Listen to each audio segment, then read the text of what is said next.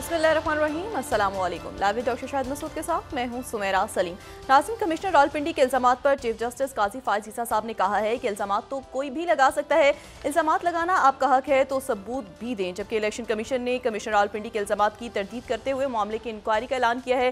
मुस्लिम league नून की जानिब से भी इस मामले पर शदीद रद्द-ए-अमल आया है, जबकि पंजाब की निगरान हुकूमत की जानिब से भी मामले की इंक्वायरी का कहा गया है और PTI की जानिब से आज जो है एहतजाज भी किया गया। इसके अलावा भी दीगर मौज़ूआत पर आज हम गुफ्तगू करेंगे। स्टूडियो में हमारे साथ मौजूद हैं डॉक्टर शाहिद मसूद। अस्सलाम वालेकुम डॉक्टर साहब। वालेकुम जी, आपको डॉक्टर साहब, कमिश्नर रावलपिंडी के इल्ज़ामात पर चीफ जस्टिस काजी फायज़ ईसा साहब की जानिब से जो रद्द-ए-अमल दिया गया है, क्या कहेंगे उनके रिमार्क? देखिए, ये हम तो तीन बातें करते रहे हैं कि मुल्क में इस वक्त मईशत और ये जो सिक्योरिटी क्राइसिस है और ये जो अदम इस्तेकाम है, ये सियासी अदम इस्तेकाम, ये इंतखाबात जो हैं ये तीनों मामलात को मज़ीद उलझा गए हैं। और उसके नतीजे में अब मैं देखें इस बात पे तो मैं जा ही नहीं रहा कि जो उन्होंने कमिश्नर साहब ने जो बात की और उसके बाद जो उसके जवाब आए, प्रेस कॉन्फ्रेंसेस हुई, उस जोड़ में मतलब वो तरह के फिर वो इसका दिमाग ख़राब है, ये करप्ट है, ये फलां, वो तो ए भी मेरे ते पा दो, ए भी मेरे ते पा दो, ए भी मेरे ते पा दो वाला हिसाब शुरू हो जाता है फिर वो सब। ठीक, मतलब ये मुझे नहीं पता किस दौर में लगे हैं, मैं नहीं जानता, मेरी कभी इनसे मुलाकात नहीं हुई, लेकिन ये केयर टेकर दौर में ही होंगे या उससे पहले लगे होंगे या क्या है खुदा जाने। ये PDM की हुकूमत का ही है तो पिंडी एनीवे। तो मैं सिर्फ, लेकिन उसमें जो बात है ना वो ये है कि ये मामलात ख़राबी की तरफ जा रहे हैं, इनमें से कुछ भी खैर नहीं निकल रहा। आप कोई भी इसमें फार्मूला बना दें, एक प्रेस कॉन्फ्रेंस एक दिन, दूसरी तीसरे दिन, पूरा जो ढांचा है ना, ये पूरा सिस्टम मतलब है कि ये फारिग हो गया।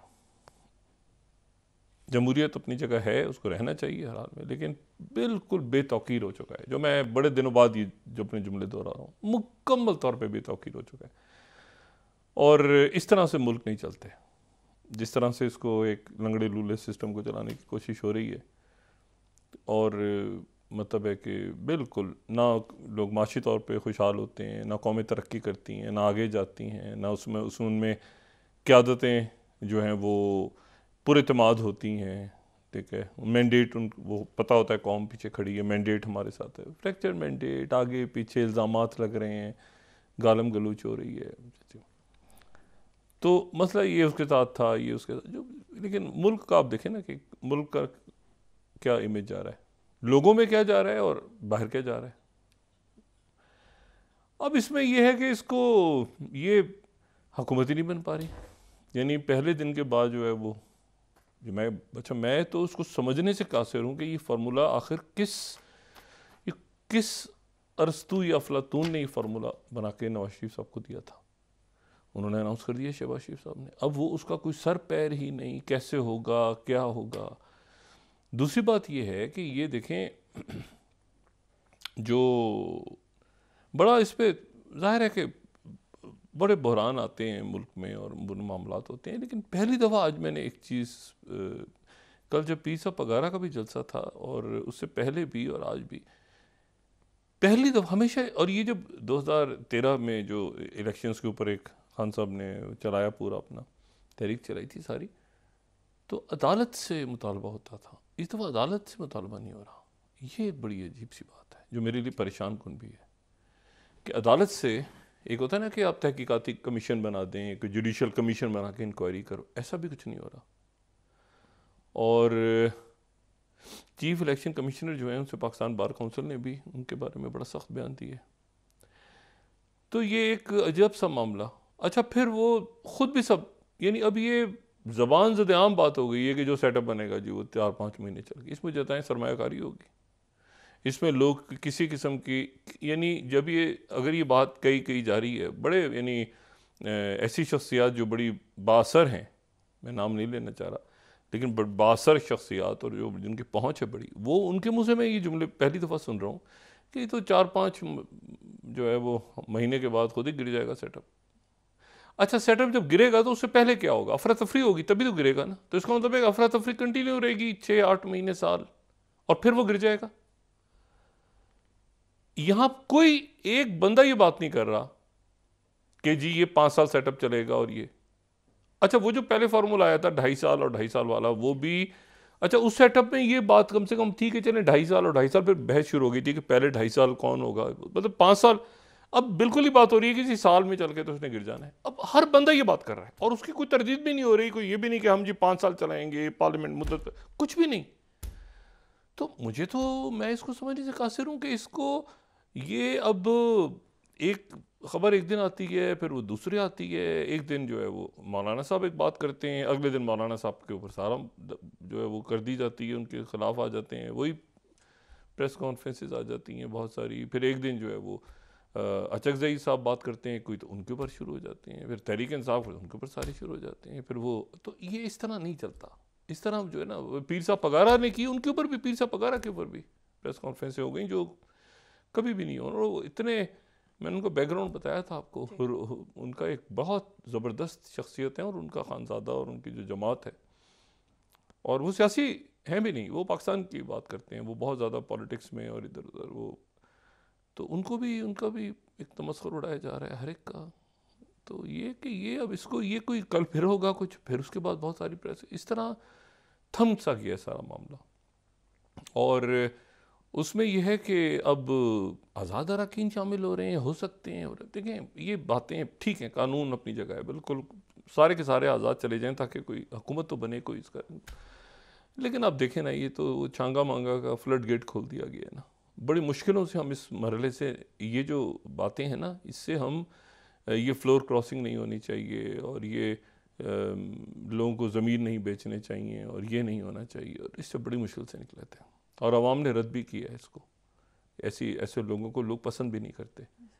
लेकिन ये है कि वो मतलब है कि वो अब तो आज़ाद हैं, तो इधर के हैं उधर हैं, ये मुनासिब नहीं है इसमें। और मैं हमेशा ये बात कहता हूँ कि इसमें सबसे ज़्यादा, देखिए इल्ज़ामात सियासत से इख्तलाफ, ये नवाज शरीफ साहब की जो एक पर्सनैलिटी है ना, बड़ा इख्तलाफ आप करें जो मर्ज़ी उनके बारे में, सियासत में सबसे ज़्यादा एक तो सीनियर हैं वो, पाकिस्तान में वज़ीर आज़म रहे हैं बहुत दफ़ा, और वो जो हैं वो उनकी एक, आप देखें ना तो एक ज़रा एक उनके बड़ा एक आपको सियासत में एक बड़ा आपको एक उनका मकाम दर्जा नज़र आता है। मुझे नहीं, मैं मिलूँगा उनसे, ज़बरदस्ती मिलूँगा तो मुझे नहीं समझ में आ रहा कि नवाज शरीफ साहब जो हैं वो इसको, इस पूरी सूरत हाल को कैसे देख रहे हैं। और नवाज शरीफ साहब को आगे आके इसको मसले को देखना चाहिए।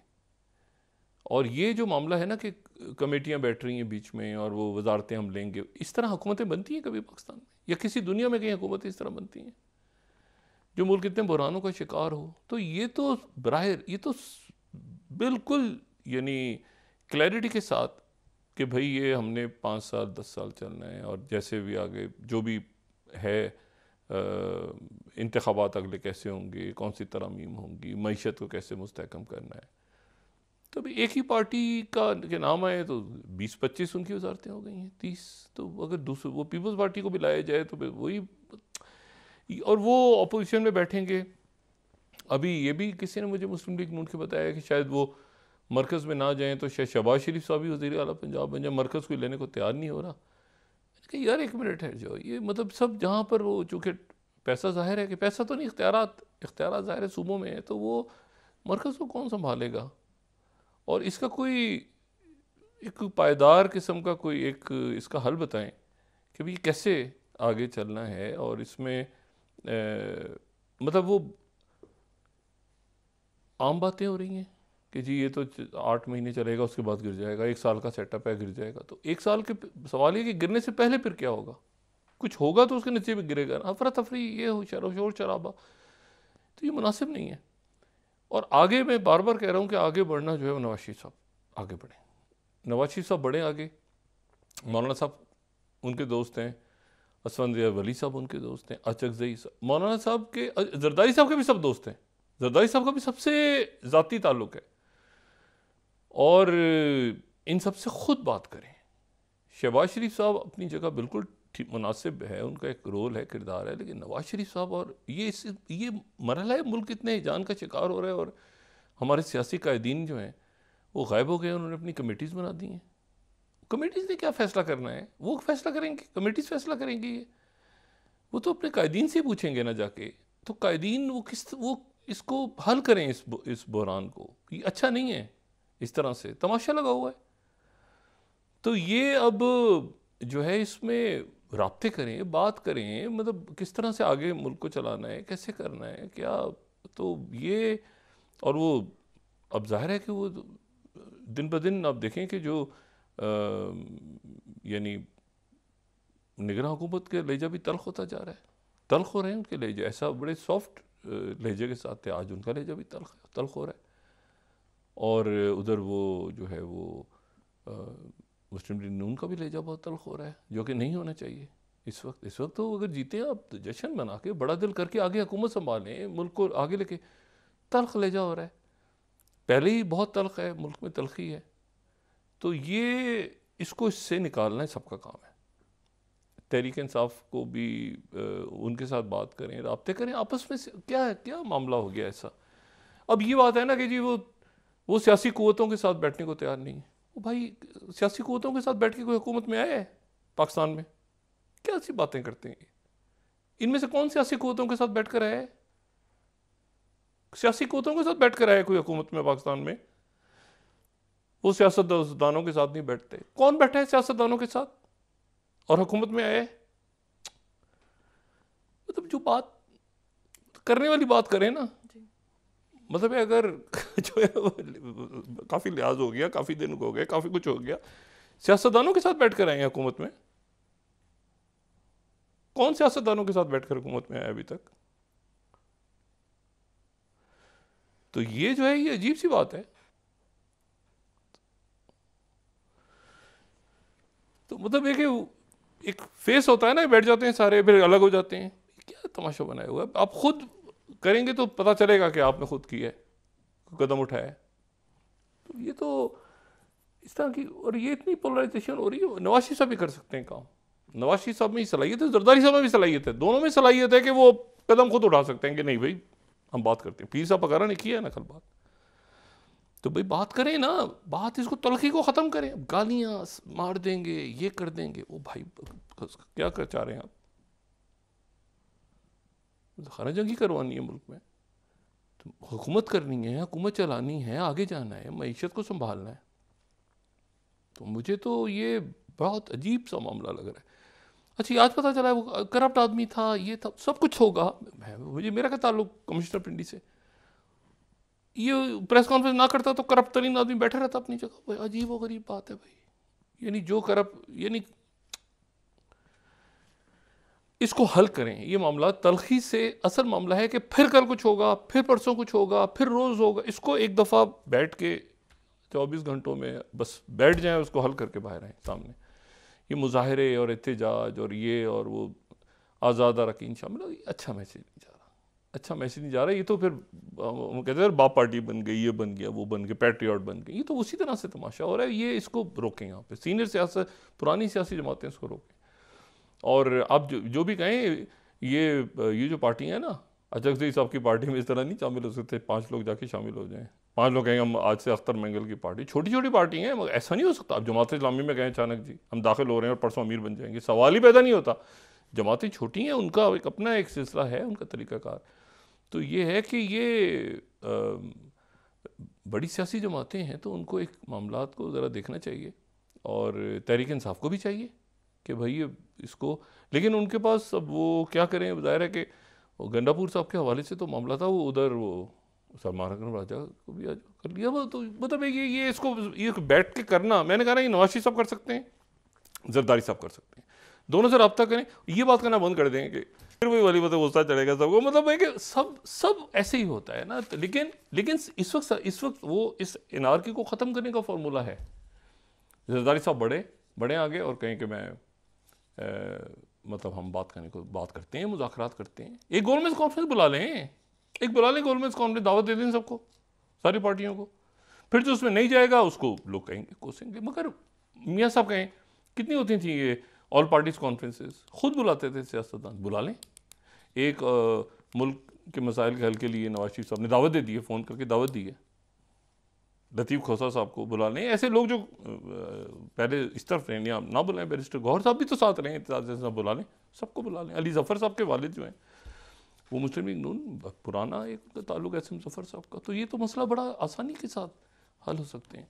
लेकिन ये कि तलखी अगर बढ़ती जाएगी तो फिर बढ़ती जाएगी, फिर ख़राब होते जाएंगे मामला। तो अल्लाह से दुआ है कि ये बस मामला हल हों और उसकी वजह से और फिर हुकूमत की कोई सूरत गरी नज़र आए। लेकिन ये तलखी जो है ना, उधर से भी जो हुआ उसने भी तलखी बढ़ाई, जो कमिश्नर वाली बात थी उसके जो जवाब आता है उन्होंने और बढ़ा दी। और अब इसमें देखें कि क्या किस तरह इसका हल कैसे निकलता है। पहली बात तो ये कि अदालतों में जाना नहीं चाहिए था सियासी मामला को लेके, वहाँ से अदालतों के अंदर गए, फिर वहाँ पे सारे मामला हुए। ये अभी भी मेरा ख्याल से मियाँ साहब कहीं ना तो इसमें वो जैसे बानी चेयर में जो खान साहब ने कहा वहाँ से कि मौलाना साहब से मिलें, तो अगर ये कहें कि जी हमें दावत आई है मियाँ साहब की तरफ से तो हम चले जाएँ, तो वो क्या कहेंगे आगे से? जेल से यही आएगा ना कि चले जाओ, तो तलखी कम होगी ना।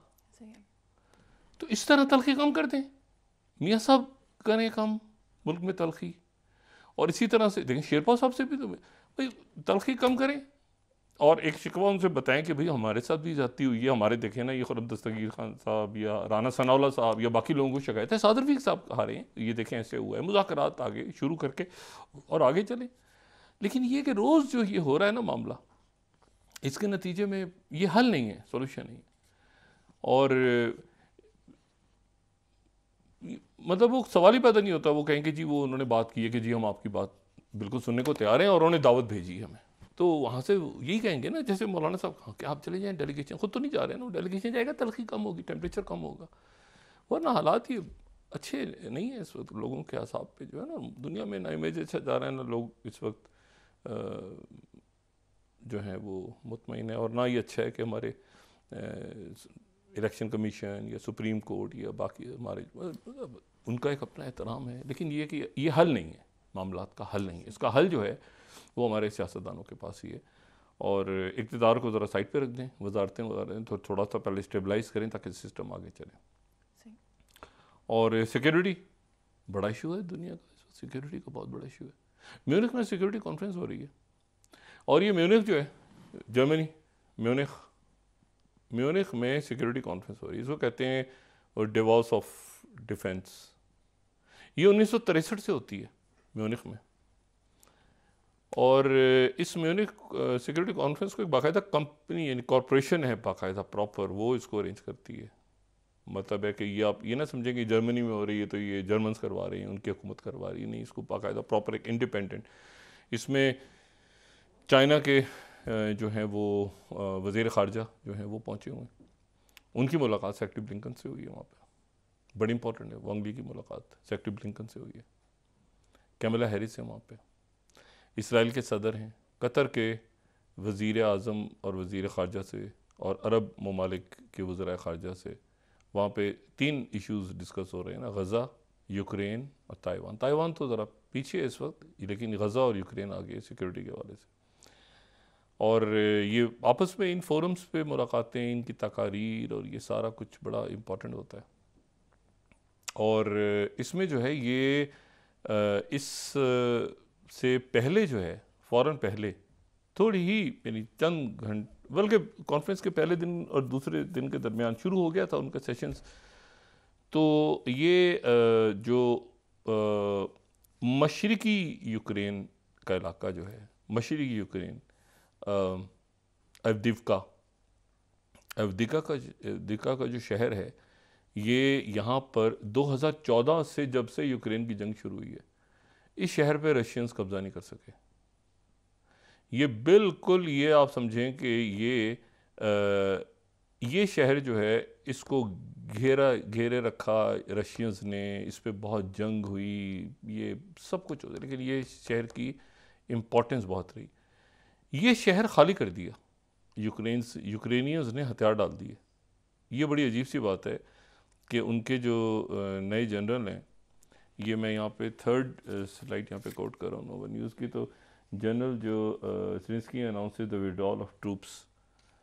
तो ये जो है ना, ये एक बहुत अजीब सी बात है कि उन्होंने, न्यूयॉर्क टाइम्स कह रहा है कि Avdiivka long time stronghold for Ukraine falls to Russians. अच्छा, इसको इन्होंने अगर नक्शे में देखें ना, इसको मैप में देखें तो ये एवदीवका की इम्पोर्टेंस ये है कि इसके जाने के बाद जो है ना, तो ये जो डोनेत्स्क और लुहांस्क रीजन, ये दोनों तकरीबन क्या मुकम्मल तौर पे ये इन पे रशियंस आ गए हैं। पहले ये वाहिद इलाका रह गया था जहाँ पर वाहिद शहर रह गया था, और इसमें उतनी ही खूनेजी हुई जितनी वो बैखमुत है ना ऊपर, तो बैखमुत जो है वहाँ पर जितनी खूनेजी हुई थी उतनी यहाँ पे हुई थी। लेकिन अब ये दोनों रीजन्स को चूंकि इंडिपेंडेंट करार दे चुके हैं पुतिन, तो ये भी इलाका निकल गया, तो ये मुकम्मल तौर पे जो ईस्टर्न यूक्रेन है वो यूक्रेन के हाथ से अब निकल गया हमेशा। ये बहुत बड़ा एक धचका लगा है इस वक्त यूक्रेन को।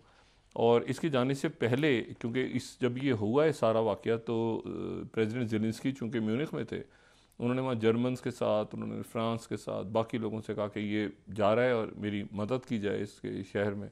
लेकिन उन्होंने ज़ाहिर है कि फ़ंड्स और ये रिसेशन और ये सारा चल रहा है, तो यूक्रेन, उन्होंने कहा अच्छा ठीक है, वो ज़ाहिर है बिल अभी अप्रूव नहीं हुआ हाउस ऑफ रिप्रेजेंटेटिव से, वो जो अमेरिकन बिल है, लेकिन उसमें ये हुआ है कि वो ये शहर निकल गया। अच्छा, ये शहर निकल जाते हैं, फिर वापस इनका आना, अभी सीज़ फायर होगा, जो भी इसका हल निकलेगा, लेकिन जो इलाके निकलते जा रहे हैं ना, उनको दोबारा रीगेन करना बड़ा मुश्किल हो जाता है। बहरहाल, तो ये जो है ये यहाँ पे सरेंडर कर गई फ़ौज, और ये एक बहुत बड़ा धचका है कि यूक्रेन में दो वहाँ पे ख़बरें जो है ना वो इस दौरान बुरी आई म्यूनिख सिक्योरिटी कॉन्फ्रेंस में।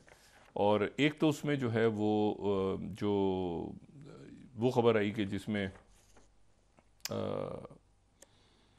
उनके जो हैं पुतिन के जो मुखालिफ हैं उनका मर्डर हो गया, उनकी बेवा वहाँ पे मौजूद थी, जो कर मैं तफसीलन जिक्र किया नेवलानी का। और दूसरा जो है वो ये ख़बर आई साथ ही। अच्छा, और उनकी जो वाइफ हैं यूलिया, बेवा उनकी, उन्होंने वहाँ पे स्पीच की, जो कि प्रिजन में जिनकी डेथ हुई, जो कल में हमने बात की कि नर्व एजेंट जिनको दे दिया गया था, उनकी वहाँ पे उनकी बेवा मौजूद थी, और उन्होंने वहाँ पे स्पीच की और बताया कि डेथ किस तरह से हुई है, और बड़े जज्बाती से वहाँ पे मनाज़िर देखने में आए, सब कुछ हुआ। लेकिन इसमें मैं सिक्योरिटी के हवाले से बात ही करूँ कि एक बार फिर जैसे ख़त्म होगा, इस दौरान प्रेसिडेंट बाइडेन की फिर बात हुई नेतन्याहू से। उन्होंने कहा है कि जी आप ये आगे रफ़ा की तरफ नहीं जाएंगे। ये इस यहाँ पर चूँकि इसराइल के सदर भी थे और यहाँ पे कतर के लोग भी थे, तो एक इतला, और अरब ममालिक के, सऊदी अरेबिया, इजिप्ट, बाकी जगहों के वज़ीर ममालिक के वज़राए ख़ारजा भी थे। तो ये है कि ये साइड पे वहाँ पे गुफ्तगू दोबारा बढ़ी, और अमेरिकन भी थे और चाइना भी था। तो ये मुज़ाकरात की तरफ आगे दोबारा मामला तेज़ी से जाएगा, और उसमें दोनों तरफ से लचक हो शायद। लेकिन ये तो तय बात है कि ये जंगबंदी, अब 29,000 लोग शहीद हो गए, तकरीबन 29,000 फ़लस्तीनियों की शहादत हुई है। अच्छा, वापस आते ही ये डायलॉग शुरू होगा, और इसी दौरान जो है वो जो अमेरिकन हैं उनका ये भी कहना है कि तमाम तर जो शुमाली इसराइल और लेबनान के दरमियान हमने अभी तक रोका हुआ है, और हम अभी तक जो है फ्रांस भी, और जो कि प्रेसिडेंट मैक्रों की भी किंग अब्दुल्ला से जॉर्डन से मुलाकात हुई, तो उन्होंने कहा कि हमने भी रोका हुआ है जी, हिजबुल्ला और इसराइल के दरमियान वो चल रहे हैं मामला, लेकिन वो किसी बड़ी जंग की तरफ नहीं जाएंगे। इजिप्ट ने भी रोका हुआ अपने आप को कि भाई ये मुआहदा हम नहीं अभी तोड़ेंगे। और ये जैसे ही अब सिक्योरिटी कॉन्फ्रेंस ख़त्म होगी, 3 रोज़ ये जारी रहेगी, इसका दूसरा दिन आज, तो ये उसके बाद फौरी तौर पे ये मुज़ाकरात शुरू हो जाएंगे। लेकिन एक तो मैंने कहा कि सेक्रेटरी ब्लिंकन और वांग ली की मुलाकात बड़ी इंपॉर्टेंट हुई है यहाँ पे, और वहाँ पर बातें ही दो हैं, एक तो यूक्रेन, इसका फॉल आउट, और एक पोस्ट गज़ा वॉर। अब गज़ा वॉर का जिक्र नहीं हो रहा, अब ये पोस्ट गज़ा प्लान क्या, मतलब वॉर तो जो करना था, जो मारना था, कत्ल हो गया, जितने शहीद होने थे हो गया। असल बात ये है कि ये जो शहादतें हुई हैं उनका क्या होगा, मतलब ये क्या सेफ पैसेज मिलेगा इस लीडरशिप को इसराइल की कि जी, और क्या उसके नतीजे में कोई दुनिया की सुपर पावर या पावर रीजनल इन लोगों की मौजूदगी में जो जिम्मेदार हैं इस कत्लेआम के, ये 2 स्टेट सॉल्यूशन की तरफ बढ़ने से पहले इस क़यादत का क्या करेंगे, जो ये बहुत खौफनाक। देखें ना, अमेरिका इसको ऑन नहीं करेगा, वो कहेंगे कि हम तो रोकते रहे, हम तो मना करते रहे, हम रोकते रहे। उन्होंने कहा नहीं जी, इनको सबने डंप कर देना है, ठीक है ना। तो इनका सवाल ये है कि ये जो नेतन्याहू का जो है और उसकी जो कैबिनेट है, इनका क्या बनेगा 2 स्टेट के, और जंगबंदी हो जाती है तो इनका क्या होगा, ठीक है ना। वहाँ याहिया सिंवर तो नहीं मिला ना, उन्होंने छोड़ने का ऐलान किया, इस्माइल हानिया जो है वो अपनी जगह मौजूद हैं। तो बाकी जो है, अच्छा इराक और सीरिया अमेरिका के साथ बात कर रहे हैं कि ठीक है ट्रूथ अपनी जगह रखते हैं, लेकिन वो कंडीशन होगी ना, वो कंडीशन ये देखो अपने अंदर तो बेचैनी नहीं पैदा करनी ना। मैं कहता हूँ ये मलेशियास क्यों खड़ी होती हैं, फिर वो अक़वाम मुत्तहिदा वाली बात कि भाई ये क्यों खड़ी हुई, उसमें खड़ी होती हैं जब जुल्म जहाँ हो रहा होता है तो वहाँ पर ये हथियार उड़, फ़लस्तीन उसकी मिसाल है। तो बात ये है कि उसको मसले को हल करना है अगर, तो उस मसले को हल करने के लिए फिर इसको क्या करना है। ये जो 4, 5, 8, 10 लोग मौजूद थे यहाँ पे जो फैसला कर रहे थे, जो कि लॉर्ड ऑस्टिन की भी नहीं सुन रहे थे, जो सेक्रेटरी ब्लिंकन के भी नहीं सुन रहे थे, जो बाइडेन की भी नहीं सुन रहे थे। एक तो ये देखे ना बात इस तरह जा रही है ना, जो उसके नतीजे में नहीं हम करते हैं, हमें 5 दिन दे दें, 6 दिन दे दें, 7 दिन दे दें। तो ये तो मेरा ख्याल है कि अगर 2 स्टेट सोल्यूशन की तरफ भी जाते हैं, और एक तो मुज़ाकरात शुरू हो जाएंगे फौरी तौर पे, जो इतलात आ रही है म्यूनिख के अंदर इसमें बात आगे बढ़ी है। और साथ ही है कि यूक्रेन का भी मसला अब ख़राब हो गया बहुत ज़्यादा, क्योंकि वहाँ पर और 2 साल के बाद अगर ये सूरत सामने आ रही है। अब वक्फा में फिर उसके बाद बात करते हैं कि अच्छा अब आ जाए ना पाकिस्तान में वापस। वापस आते हैं छोटे से ब्रेक के बाद।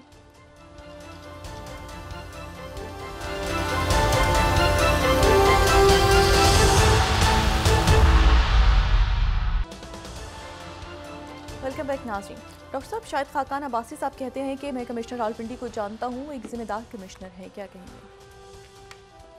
उन्होंने भी बात की है और भी लोग जो हैं ये बात कर रहे हैं आके, लेकिन बात ये है कि देखें इसके ऊपर जो है ना इलेक्शन तो इंतशार लेकर आ गया, कौन सही है कौन इंतशार लेकर आ गया, हुकूमत कैसे बनेगी, फ्रैक्चर मैंडेट हो गया है, ज़बरदस्ती पहली दफ़ा ऐसा हो रहा है कि जो कुछ शख्सियात से बात हुई वो कह रहे हैं हमें ज़बरदस्ती वज़ीर आज़म हम नहीं बनना चाहते, वज़ीर इस तरह की सूरत हाल बन गई, हम वज़ीर आज़म नहीं बनना चाहते, उस वक्त बनेंगे जब ये भी आएंगे साथ, वरना हम नहीं बनना चाहते, हम नहीं, ये सूरत हाल पैदा हो गई है।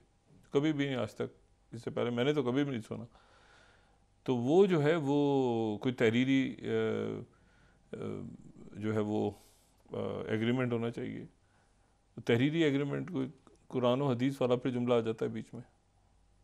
देखिए ना बात यह है कि कैसे यहाँ किसी चीज़ कोई गारंटी कोई कुछ भी नहीं है, ठीक है ना। ये जब तक आपस में खुद लोग बैठ के बात, शाहिद खान अब्बासी तो बहुत अच्छी बात करते हैं, और वो ये पहले जब अपोजिशन में होती हैं हुक्मरान जमातें तो उस वक्त ये बातें करते हैं हमेशा कि जी बैठ के हमें कोई आपस में बैठ के कोई मिसाक कर लेना चाहिए, कुछ और कर लेना चाहिए। लेकिन बाकी अदरवाइज़ तो ये है कि वो इसकी कोई किसी किस्म की कोई गारंटी नहीं होती यहाँ पे कि जी वो किस वक्त क्या सूरत हाल डेवलप हो जाए। इतनी अनसर्टेनिटी है पाकिस्तान में पॉलिटिकल, और ये वो वजह है जिसकी वजह से इन्वेस्टमेंट्स भी आपकी रुकी हुई हैं और इतने सालों से जो कुछ हो रहा है। अब उम्मीद थी कि शायद ये एक इसके नतीजे में इंतशार ख़त्म हो जाए। दोबारा पीर साहब पगारा ने GDA ने 20 तारीख को फिर दोबारा मोरो के इलाके में उन्होंने धरने का और पहले दोबारा ऐलान कर दिया। और अब ये हो रहा है कि तहरीक इंसाफ को चूँकि अलग से इजाज़त नहीं मिली तो वो उनके धरनों में जाके ज्वाइन कर रहे हैं, और या मौलाना साहब के एहतजाज को ज्वाइन करेंगे। तो ये हल नहीं है, ये हल नहीं है। हल जो है वो सिर्फ ये है कि ये खुद बैठे आपस में। अच्छा, खुद बैठने से मुराद ये कि किसी आप मुख्तदर हल्कों को भी खुद कहें ना, देखिए अल्टीमेटली तो खुद आप खुद कहें कि जी मैं एक घर पे कोई भी शख्सियत उनमें से, जो ये मैं मियाँ साहब की बात नहीं कर रहा, इसमें आप कोई भी और शख्सियत हैं वो कहेंगे जी जो हम एक घर पे सबको बुला रहे हैं और बात करेंगे बैठ के, मसले को हल करके हम उठते हैं। ये हम ना अदालतों में जा रहे हैं ना कहीं और, इसको आपस में कि हमने मुल्क कैसे चलाना है, मईशत कैसे ठीक करनी है आगे लॉन्ग। लेकिन अगर वो बिल्कुल पता ही नहीं, वो इधर से पार्टी का बंदा उधर जाए, क्या आप यूथ को एंगेज करना है ना आपने, सब यूथ नौजवान नस्ल के पीछे, तो नौजवान नस्ल को मैसेज क्या जा रहा है, क्या मैसेज जा रहा है इस वक्त? ये इस तरह चल नहीं सकता। इसको जितनी जल्दी इसको ठीक करेंगे मामलात को, उतनी जल्दी इस बहरान से निकलेंगे। सदर से कह दें, आरिफ अलवी साहब से कह दें, आरिफ अलवी साहब जो हैं वो एक फ्लोट करते हैं आइडिया कि मैं सबको बुलाता हूँ और यहाँ से मैं इनको बुला रहा हूँ, यहाँ से इनको बुला रहा हूँ। अब एक आईनी तौर पे बात हो जाती है ना कि सदर ने दावत दी थी तो सदर के दावत में बुला लें, नवाज शरीफ साहब को बुलाएं, इधर से ऐसी शख्सियत जो नवाज शरीफ मतलब अच्छे माहौल में हो जाए। अली ज़फ़र साहब, मैंने नाम दिया ना आपको, अली ज़फ़र साहब को बुला लें, आप लतीफ़ खोसा साहब को बुला लें, ऐसे लोग जो वहाँ पर ज़्यादा को मसला उनको भी ना बुरा लगे, इधर से बुला लें। लेकिन ये कि बैठें तो सही ना, इधर से जो है वो देखें, शहबाज शरीफ साहब मिलते रहे ना बतौर वज़ीर आज़म आरिफ अलवी साहब से, तो ये मेरे जहन में आया ये भी तरीका हो सकता है, वो बुला लें सबको और 4, 5, 8, 10 लोग बैठ के वो एक हुकूमत साजी का प्रोसेस स्मूथ चले। लेकिन इतनी जो सख्त पोजीशंस ले ली हैं ना, निगरान हुकूमत ने भी ले ली हैं। आप ये देखें ना, निगरान हुकूमत भी ले चुकी है पोजीशन बहुत ज़्यादा, जो नहीं लेनी चाहिए थी। अनवारुल काकड़ साहब इंतहाई बहुत अच्छे, आप छोड़ देंगे उनका जो इंटरेक्शन मीडिया से, बहुत अच्छे नफीस आदमी है, बहुत अच्छे आदमी है, लेकिन पोजीशन ले जाते हैं ना फिर आप, तो वो फिर एक मामला कुछ अजीब से हो जाते हैं। तो वो जो है वो, लेकिन स्टिल वो ले सकते हैं, निगरान हैं तो वो भी पोजीशन ले सकते हैं। लेकिन उससे ज़्यादा बेहतर ये है कि सदर जो है वो सबको आने की दावत दे दें, या मियाँ साहब दे दें, या जरदारी साहब बुला लें, या कोई और शख्सियत बुलाए। लेकिन यह है कि ये मुल्क में इंतशार और ये हर रोज़ जो एक तमाशा लगा हुआ है ना, और उसमें फिर वही बात कि जी यूथ को इंगेज करना, यूथ को क्या बता क्या रहे हैं आप, क्या बता रहे हैं, सबक क्या जा रहा है उनको नीचे, ये अच्छा नहीं है, ये बिल्कुल अच्छा नहीं है। ना ये हमारे अपने लिए अच्छा है और ना ही हमारे बच्चों के सामने जो मैसेज जा रहा है या जो दुनिया को मैसेज जा रहा है, इसको मेरा ख्याल है कि जल्दी रिजॉल्व करना बहुत ज़रूरी हो गया। अच्छा, मैंने जो आपसे बात की थी ना सिक्योरिटी के हवाले से, देखें ये इतनी तेज़ी के साथ ये मुख्तलिफ ये जो फोरम्स हैं, ये लॉन्ग टर्म इंगेजमेंट्स हो रही हैं ना, लॉन्ग टर्म मुआहदे हो रहे हैं, तवीलुल मुद्दती। इतनी अनसर्टिनिटी अगर होगी ना कि हुकूमत जी बेसाखियों पे खड़ी है और गिर जाएगी, और ज़िम्मेदार शख्सियात ये बात करें बैठ के, तो उसके नतीजे में तो फिर मुझे बताएं कि कैसे, कौन लॉन्ग टर्म मुआहदे और इन्वेस्टमेंट्स और ये और वो सारी चीज़ें, तो ये बहुत ही गलत है, बहुत ही गलत बात है। और एक कम से कम मईशत में और सिक्योरिटी के हवाले से अब देखिए ना, वो बना था हमारा जो यहाँ पे कुछ प्लान्स बने हैं ना माजी में, तो वो जो है वो मतलब वो चलते रहे हैं हुकूमतों के आने जाने के बावजूद, जो फॉरेन पॉलिसी के हवाले से या बाकी। लेकिन ये है कि इस वक्त जो है ना ये इलेक्शन इंतशार लेकर आ गया, ये इलेक्शन जिस तरह से हुआ है वो इंतशार लेकर आ गया है। बजाय इसके इलेक्शन से आप ज़रा हफ्ता 10 दिन पहले देखें तो आपको थोड़ा सा ठहराव फिर भी शायद नज़र आ रहा था, लेकिन इलेक्शन के बाद तो बिल्कुल जो है ना, और अब ये बात होना कि जी सर कलम कर दिया जाए और ये इस तरह के जुमले जो है ना, तो मेरा ख्याल ये है कि तहरीक इंसाफ की तरफ से तो जाहिर है कि वो बात हो रही है उनकी तरफ से। उमर अयूब साहब जो है वो तो मुस्लिम लीग नून के गौहर अयूब साहब के साहबजादे हैं। गौहर अयूब साहब नवाज शरीफ साहब के बड़े करीबी दोस्त रहे हैं, उमर अयूब साहब भी। इन शख्सियात को के साथ बात कर लें, ऐसा क्या मसला हो गया है कि कोई उसके नतीजे में ये आपस में बात ही नहीं हो पा रही। तो ये कि ये आपस में कि जी वो जो है उनको ये कहते रहे मौलाना साहब को, वो सियासत में होता रहता सियासत में। यहाँ पर भी ऐसी बातें हुई हैं माजी में, वो तो अच्छा है माजी से निकल के अब आगे चले गए हैं, दो बड़ी जमातें बात नहीं कर रही हैं, लेकिन वो ठीक है, इस वक्त वो तहरीक इंसाफ को साथ इंक्लूड करके इस मसले को हल करवाएं। माजी में होती ही नहीं है, इससे ज़्यादा सख्त बातें होती नहीं, लेकिन ये कि ये जो ज़िम्मेदार उहदों पे बैठी शख्सियात है ना, जैसे मैंने आपसे कहा सियासी शख्सियात, वो इन सबको बुला के, और इसमें अब सुप्रीम कोर्ट को मुखातिब नहीं कर रहे लोग, ये भी देखना है कि सुप्रीम कोर्ट चीफ जस्टिस साहब या तो वो इंटरवीन करें इसमें, मगर वो फिर उनका काम नहीं है। इलेक्शन भी उन्होंने अनाउंस किया था, इलेक्शन ही नहीं हो रहा था, उन्होंने देखे ना चीफ जस्टिस साहब ने तो इलेक्शन को ये, और सियासी मामला जब भी वहाँ जाएगा एक की फेवर में आएगा, एक के खिलाफ आएगा, तो वो जिसके खिलाफ आएगा वो अदालत में तनाज़ है, इसीलिए वो जाना ही नहीं चाहिए। लेकिन वो ना जाते तो इलेक्शन ही ना होता, तो उनको आना पड़ा। लेकिन ये है कि इस वक्त जो सूरत हाल है तो उसमें वो मतलब अब देखें उनके ऊपर भी जिम्मेदारी, 19 तारीख को केस लग गया है, क्या करते हैं वो, किस तरह से करते हैं ये कोर्ट। लेकिन किसी न किसी को बहरहाल ये मामला सुलझाना है। और जी बहुत शुक्रिया डॉक्टर साहब। नाज़रीन के साथ ही आज का प्रोग्राम अपने इख्तिताम सियासतदानों को ही सुलझाना चाहिए वैसे तो, मगर ये कि बहरहाल, और उम्मीद है कि वही सुलझा देंगे। जी बहुत शुक्रिया डॉक्टर साहब। नाज़रीन के साथ ही आज का प्रोग्राम अपने अख्ताम को पहुंचा। मुझे सुमेरा सलीम को दीजिए इजाज़त। अल्लाह ने के बाद जी डॉक्टर साहब अपने दोस्तों रिश्तेदारों गुरदनवा के लोगों का सब ख्याल रखिएगा। अल्लाह हाफ़िज़।